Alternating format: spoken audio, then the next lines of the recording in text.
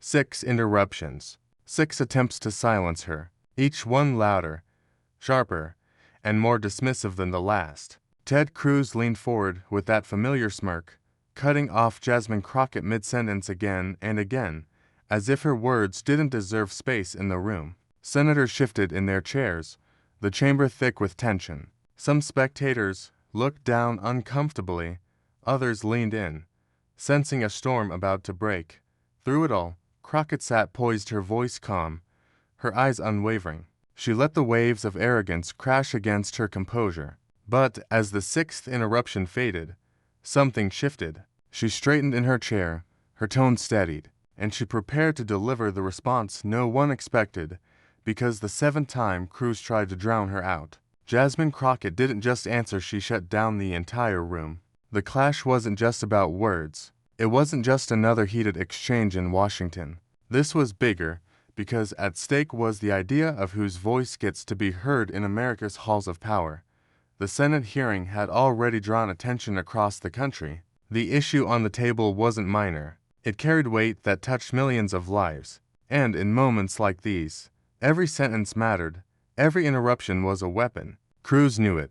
That's why he kept cutting her off 6 times, calculated and deliberate. Each interruption designed to dismiss not just Jasmine Crockett, but what she represented: a woman, a fighter, an unapologetic voice for those who rarely get the mic.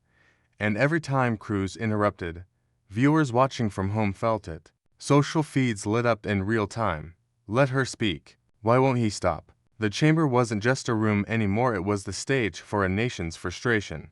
But what no one realized was that Crockett was holding back. She wasn't simply absorbing the blows. She was setting the stage. And when the 7th interruption came, it would flip the entire dynamic. To understand the weight of this moment, you have to understand Ted Cruz. He's no stranger to confrontation, he thrives on it. For years, Cruz has built his political brand on sharp elbows, cutting rhetoric, and a reputation for talking louder than anyone else in the room. Critics call him arrogant, even smug. Supporters say he's a fighter. But in this chamber, on this day, that bravado looked less like strength and more like desperation. Cruz's interruptions weren't random, they were the latest chapter in a pattern. He's made headlines for sparring with colleagues, steamrolling opponents in hearings, and relishing the spotlight that comes with stirring outrage. To him, this was just another opportunity to showcase dominance. But arrogance has its blind spots. Cruz didn't see that every time he cut Jasmine Crockett off, he was digging a deeper hole, setting the stage for his own undoing. The more he tried to silence her, the more he highlighted his own insecurity. And what Cruz underestimated most of all was that Crockett wasn't just another political opponent. She was built for moments like this, and when the 7th exchange came, his carefully crafted persona would collapse in real time. Jasmine Crockett didn't arrive in that chamber by accident. Her journey had been anything but easy. Before the cameras, before the headlines, she was a lawyer on the front lines, fighting for ordinary people who couldn't afford to be heard. Her roots ran deep, shaped by community, sacrifice, and the unshakable belief that truth should never be drowned out by power. Every interruption from Cruz echoed something familiar to her: the dismissals she had faced throughout her career, the voices that told her she was too bold, too direct, or out of place. But those experiences didn't weaken her, they forged steel. She learned patience, discipline, and the power of choosing the right moment to strike. In that chamber, Crockett wasn't just defending herself. She carried the weight of every person who had been silenced, overlooked, or told to wait their turn. She represented resilience in its purest form. So, when Cruz leaned in for his 7th interruption, Crockett's calm wasn't weakness. It was the quiet before the storm. And what she delivered next would prove why underestimating her was the greatest mistake he could make. The chamber crackled with tension as Cruz pressed harder, each interruption more pointed than the last. He cut across Crockett's words with practiced ease, sharp tone, dismissive gestures, the kind of arrogance that assumed no one would dare challenge him. 1, 2, 3 until the count reached 6. By then, the air felt heavy, every eye fixed on Crockett, waiting to see if she would finally snap or fold. But she didn't. She leaned forward slightly, her hands steady, her gaze locked. Each time Cruz tried to dominate, she held back, absorbing the energy like a storm cloud gathering strength. Senators shifted in their seats. Viewers at home gritted their teeth. It was a spectacle of power imbalance on full display. And then it happened. Cruz lunged in with his seventh interruption, louder and sharper than before. The chamber froze. What Crockett unleashed next would shatter the silence. The seventh interruption cut across the room like a blade. Cruz's voice, sharp and commanding, tried once more to silence her. But this time, Jasmine Crockett didn't pause. She didn't flinch. She leaned into the mic, eyes steady, her voice calm but razor-edged. "Senator, you've interrupted me 6 times. 6 times you've tried to silence me. But the truth doesn't disappear, just because you talk louder." The chamber fell into stunned silence. The words landed like a gavel, echoing through the hall. Cruz opened his mouth, but for the first time, he faltered. His smirk slipped. The audience stirred, some gasped. Others leaned forward, as if witnessing a turning point. They'd tell stories about 4 years. Crockett didn't stop there.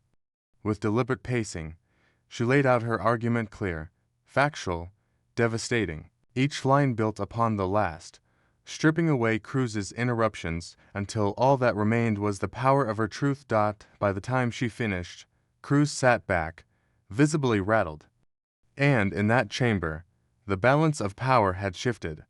The crowd didn't just hear her, they felt her. But outside the room, the real explosion was only just beginning. The silence inside the chamber didn't last long. By the time Crockett's words hit the microphones, the outside world was already buzzing. Clips of her response flooded social media within minutes. The caption was simple. The 7th time. Twitter lit up with hashtags. Hashtag let her speak. Hashtag Crockett7. Hashtag shut down. Memes spread like wildfire. Cruz frozen mid-smirk, contrasted with Crockett's composed stare. Commentators on cable news replayed the moment on loop, dissecting every pause, every flicker of reaction. Supporters called it a master class in composure under fire. Even skeptics admitted Cruz had finally met his match. The power dynamic had shifted from a Senate hearing to a national conversation. Crockett wasn't just defending her right to speak, she had struck a chord with millions who had been dismissed, interrupted, or ignored. And the ripple effect didn't stop at the headlines. It became a moment of cultural shorthand, the day arrogance met its wall. In the end, Jasmine Crockett's 7th response wasn't just about silencing Ted Cruz. It was about proving that dignity, patience, and truth will always outlast arrogance and noise. 6 times she endured, but the 7th time she rose, and in that moment, millions saw themselves reflected in her strength. Interruptions may steal seconds, but they cannot steal integrity. Crockett reminded the chamber and the country that power is not measured by volume, but by conviction. Her words became more than a clapback. They became a lesson. Voices once dismissed will not stay silent. Not anymore. And that's how it happened. Ted Cruz tried 6 times to cut her off. But Jasmine Crockett's 7th response didn't just answer back, it shut down the entire room and set the internet on fire. Moments like these remind us why we watch, why we share, and why we keep coming back. Because when dignity stands firm against arrogance, truth doesn't just survive, it triumphs. If this moment left you inspired, don't let it stop here. Hit subscribe, share this story, and join the community that believes in voices that cannot be silenced. Because the 7th time wasn't just her victory, it was ours.